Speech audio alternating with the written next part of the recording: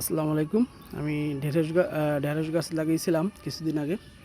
দেখুন অনেক বড় হয়েছে ঢেঁড়স গাছগুলো, এখন পর্যন্ত ফুল আসেনি এবং ঢেঁড়স হয়নি। আপনারা যারা ঢেঁড়স চাষ করেন তারা অবশ্যই এই যাতে খাদ্যটা ভালো পায়, নিচের কিছু ডাল বা পাতা এভাবে পুরানো আপনারা চাকু বা এই দিয়েও কাটতে পারেন। আমি হাত দিয়ে দেখাচ্ছি। এগুলা দিলে আপনার বেশি শাখা পোশাখা হয়।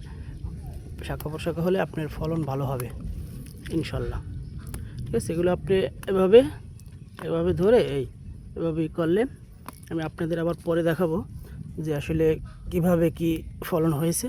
এই যে মরা পাতা এগুলো রাখবেন না, এগুলো পরিষ্কার করে ফেলবেন এবং আগাছা যদি থাকে এভাবে আগাছাগুলো পরিষ্কার করে দেবেন, ইনশাল্লাহ ভালো ফলন হবে। এই দেখাচ্ছি অনেকগুলো আছে। এভাবে ঝুড়িতে আমি ঝুড়িতে রাখেছি, অনেক সুন্দর হয়েছে। আসসালামু আলাইকুম।